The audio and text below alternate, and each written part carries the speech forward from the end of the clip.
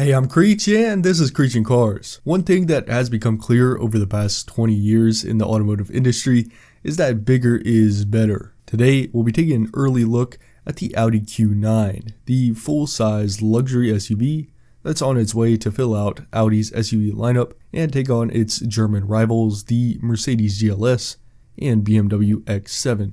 In this video, we'll take a look at the exterior and interior design and then go over the powertrain options.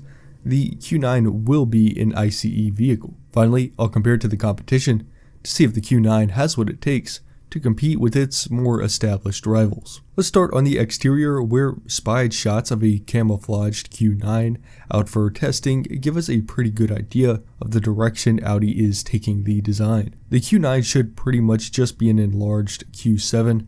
However, the Q7 is getting a redesign for the upcoming model year, so there will be some touches to the entire SUV lineup that we just haven't seen yet. There's definitely enough to put together some renderings of what the production version will probably look like, and I particularly like this rendering from Sugar Design.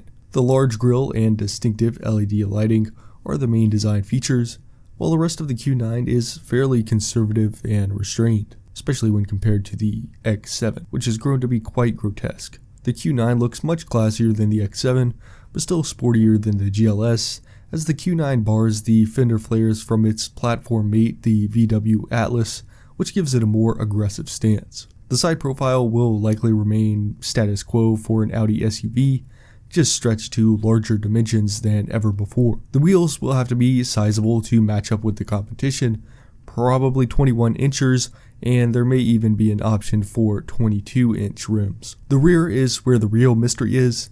A lot of people think the Q9 and the redesigned Q7 will go for the ever-popular rear light bar, with a design somewhat resembling the taillights of the Q8. As for the inside, I would expect Audi to take the same low-risk approach to the design and continue to use the classic Audi design language, just in a bigger package.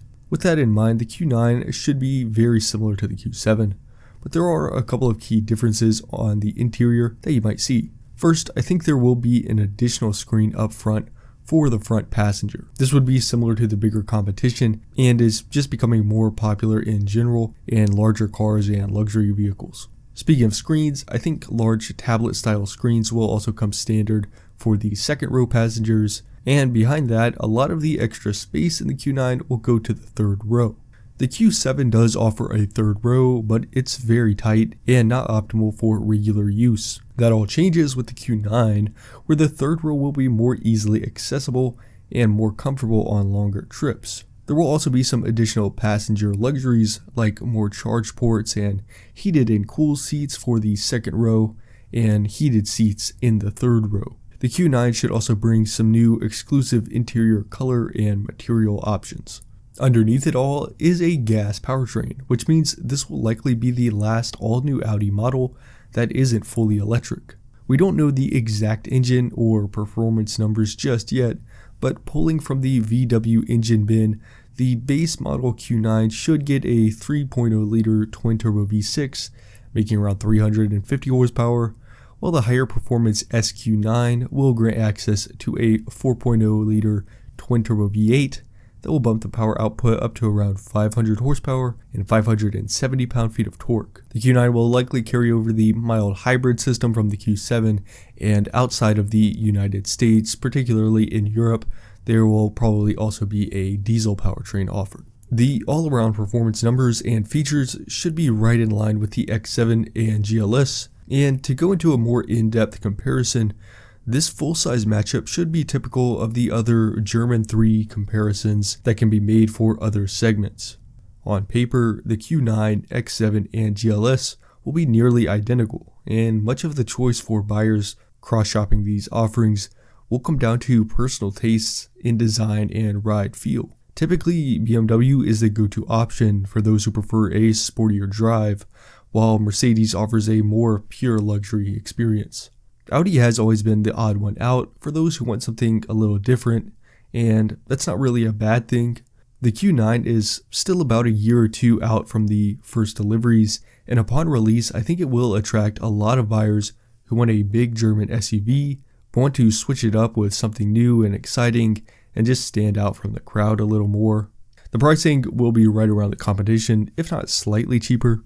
I think the base model will be just under $90,000 by the time of release. While the Q9 will certainly be able to compete and capture some market share, I think a major issue it faces is that it should have come out 10 years ago or more. I'm sure many Audi owners who needed to go full size have left the brand for the similar German competition. Furthermore, those who would buy a Q9 right now will still have to wait at least another year before placing an order.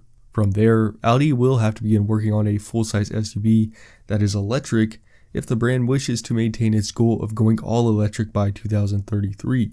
This means the Q9 as we know it will come to market far too late, and it will only be around for one generation before the gas model is phased out. These factors mean the Q9 will be facing an uphill battle for what should have been a really close fight among these big German SUVs. So there's everything we know so far about the Q9, the upcoming full-size 3-row luxury SUV from Audi. On this channel, I talk about car news like this, as well as history and culture.